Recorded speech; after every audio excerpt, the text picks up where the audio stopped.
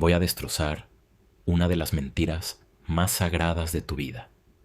Esa pequeña historia reconfortante que te cuentas frente al espejo todas las mañanas para poder tolerar tu propia existencia.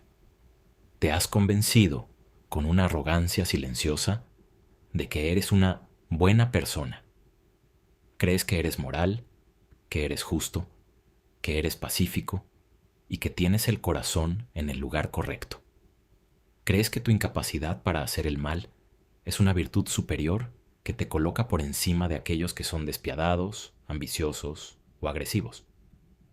Déjame sacarte de tu hipnosis y darte un golpe de pura realidad. La inmensa mayoría de las veces, no eres una buena persona.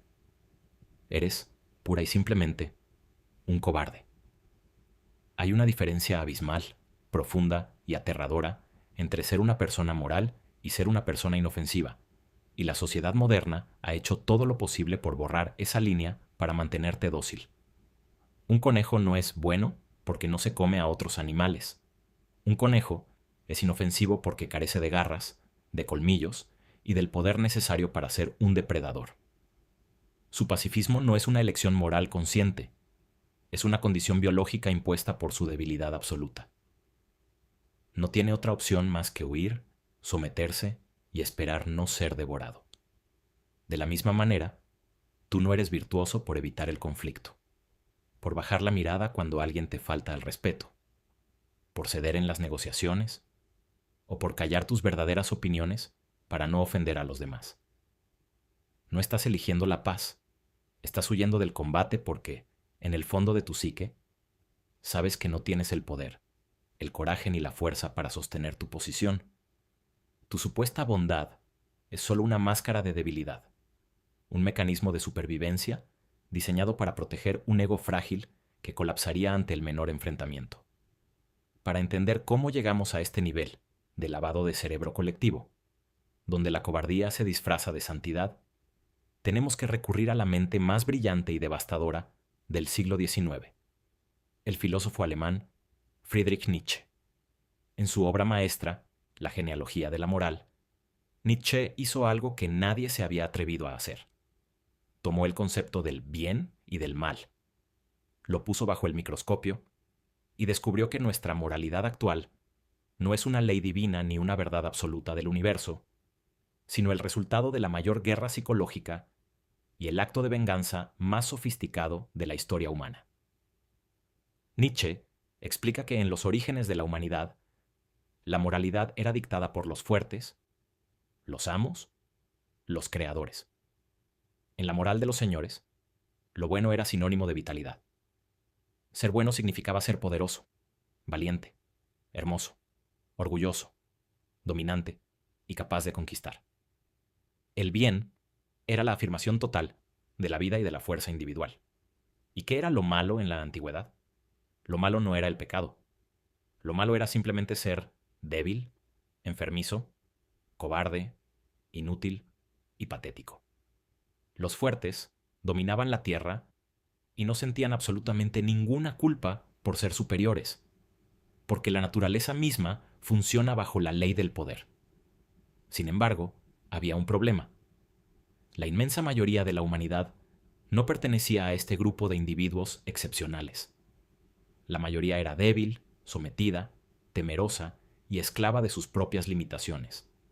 Los débiles, al verse aplastados por los fuertes y ser incapaces de vencerlos en el campo de batalla físico, intelectual o económico, desarrollaron un veneno psicológico letal que Nietzsche llamó resentimiento.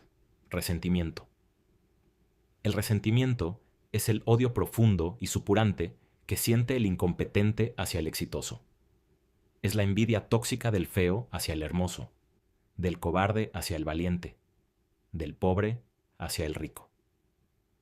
Pero como el rebaño de los débiles no tenía el poder para destruir a los fuertes con la fuerza, idearon el acto de manipulación más brillante de todos los tiempos: una rebelión desde la mente. Decidieron cambiar las reglas del juego. Realizaron lo que Nietzsche llamó la inversión de los valores. A través del adoctrinamiento cultural y religioso, Los débiles convencieron al mundo de que los valores de los fuertes eran, en realidad, un pecado. Dijeron, la ambición es codicia y la codicia es mala. El orgullo es soberbia y la soberbia es mala. El poder es tiranía y la tiranía es mala. Y acto seguido, tomaron sus propias miserias, sus propias debilidades y sus cobardías, y las bautizaron como las más altas virtudes. La cobardía para vengarse se transformó en perdón. La incapacidad de conseguir riqueza se convirtió en humildad. La sumisión y la falta de carácter pasaron a llamarse obediencia. La debilidad física y mental fue coronada como mansedumbre. Así nació la moral de los esclavos. Una moralidad diseñada por los perdedores del juego de la vida para encadenar a los ganadores mediante la culpa y para sentirse ellos mismos moralmente superiores sin tener que hacer absolutamente ningún esfuerzo para mejorar. Avancemos hasta el día de hoy y verás que la moral de los esclavos no solo sigue viva, sino que ha mutado, infectando cada rincón de nuestra civilización. Vivimos en la apoteosis de la mediocridad, en una sociedad que ha demonizado sistemáticamente el éxito, la fuerza y la independencia, glorificando el victimismo como si fuera la máxima aspiración del ser humano. Hoy en día, en el mercado de las interacciones sociales, la debilidad es la moneda de cambio más valiosa. Observa a tu alrededor. Si eres una persona fuerte, que asume la responsabilidad absoluta de sus fracasos, que trabaja hasta el agotamiento para forjar un imperio, que se niega a quejarse y que alcanza el éxito, la sociedad de inmediato sospechará de ti. Te llamarán opresor, te llamarán privilegiado, te acusarán de ser tóxico, de ser egoísta y de haber pisoteado a otros para llegar a la cima. Por el contrario, si eres un individuo roto, frágil, que culpa al sistema capitalista, a sus padres, a la economía o al universo de todos sus problemas. Si te declaras ofendido por las palabras de otros, si exhibes tus traumas infantiles como medallas de honor en las redes sociales y te posicionas como una víctima perpetua, la sociedad te abrazará, te darán atención, te validarán y, lo más perturbador de todo, te otorgarán un escudo de superioridad moral indiscutible. El victimismo es el narcisismo de los débiles. Es la forma más baja y perversa de manipulación. Al declararte víctima, te eximes automáticamente de cualquier responsabilidad sobre el desastre que es tu vida. Y simultáneamente obligas a los demás a cuidarte, a bajar sus estándares y a caminar sobre cáscaras de huevo para no herir tu sensibilidad de cristal. La sociedad moderna es un culto que idolatra la fragilidad y castiga la resiliencia. Esta es la razón por la que te han vendido la mentira de que ser una buena persona significa ser pasivo, empático en exceso y complaciente. El sistema necesita que seas inofensivo. Las corporaciones, los gobiernos y la maquinaria del control social no quieren individuos peligrosos, pensantes, autónomos y con garras. Quieren ovejas mansas que se sientan moralmente superiores mientras son trasquiladas. Te enseñan a reprimir tu agresividad natural, tu instinto de conquista y tu sed de poder. Porque un hombre que abraza su fuerza es un hombre que no puede ser gobernado mediante el miedo o la culpa. Cuando te autodenominas una buena persona, bajo estos estándares patéticos, no estás siendo un santo. Simplemente estás anunciando al mundo que has sido castrado psicológicamente. Estás demostrando que has internalizado la moral de los esclavos hasta la médula y que estás orgulloso de tus propias cadenas. Entonces, si la humildad forzada es una farsa y el pacifismo de los débiles es solo cobardía, ¿qué significa realmente ser un individuo virtuoso en un mundo dominado por mentiras? La respuesta es tan brutal como liberadora y requiere que integres en tu vida el concepto de la sombra que planteó el psicoanalista Carl Jung, fusionado con la voluntad de poder de Nietzsche. Para ser genuinamente bueno, primero tienes que ser absolutamente peligroso. Tienes que ser un monstruo. La verdadera moralidad no nace de la incapacidad de hacer daño.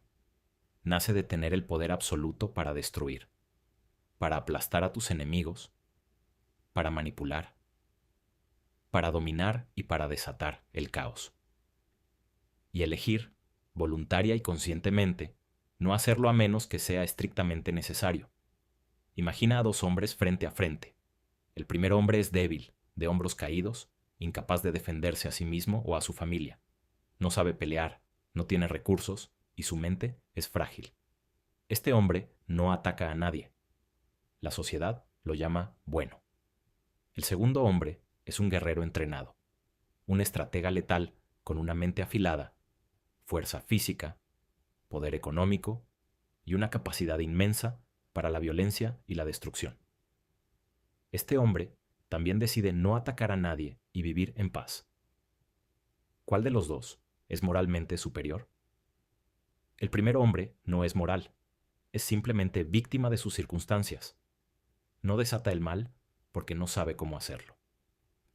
El segundo hombre es el verdadero portador de la virtud, porque posee la espada, la mantiene afilada y, sin embargo, elige mantenerla en su funda. Él es dueño de su oscuridad, no un esclavo de su debilidad.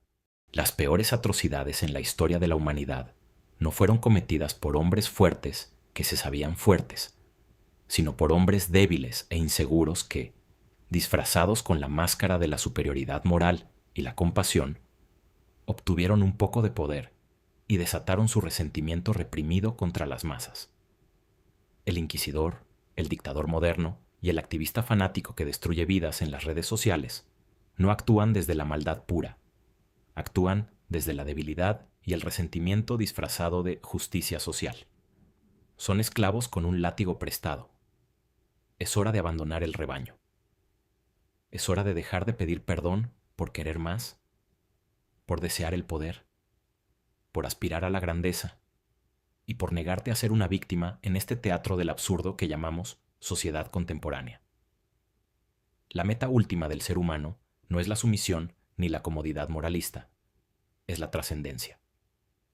Nietzsche nos dejó el concepto del Übermensch, el superhombre, aquel individuo soberano que ha roto las cadenas de la moral de los esclavos, que se ríe de los valores impuestos por la multitud enferma y que tiene el coraje supremo de crear sus propias leyes, su propio sentido y su propio destino, asumiendo la responsabilidad total de sus actos. Dejar de ser una buena persona en los términos mediocres de hoy significa aceptar tu naturaleza depredadora, educarla y canalizarla hacia la conquista de ti mismo y de tu entorno. Significa cultivar la fuerza física, la dureza mental y el poder financiero, no para tiranizar a los inocentes, sino para asegurarte de que nadie, absolutamente nadie, pueda imponerte su voluntad. La vida es un campo de batalla implacable. Pensar lo contrario es un delirio suicida. La naturaleza es cruel, indiferente, y está diseñada para que los fuertes consuman a los débiles. Ninguna cantidad de empatía tóxica, palabras bonitas o indignación moral va a alterar esa ley fundamental de la existencia. Si sigues jugando a ser inofensivo, si sigues abrazando tu debilidad bajo la excusa de ser bueno, el mundo te pasará por encima y ni siquiera recordará tu nombre. Serás pisoteado por aquellos que sí integraron su sombra y aceptaron su poder. Deja de sentirte orgulloso de tu vulnerabilidad. Deja de celebrar tu incapacidad de hacer daño. Empieza a afilar tus armas, a endurecer tu mente y a despertar al monstruo que reside en tu interior. Conviértete en un ser absolutamente peligroso, competente y letal. Y luego, solo entonces, domina esa fuerza con disciplina y propósito. La cobardía y el resentimiento son el refugio de los esclavos. La fuerza, el control absoluto de la propia oscuridad y la voluntad implacable de poder son el único camino hacia la verdadera libertad. No eres bueno, solo eres débil.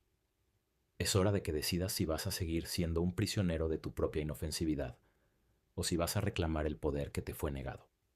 Despierta.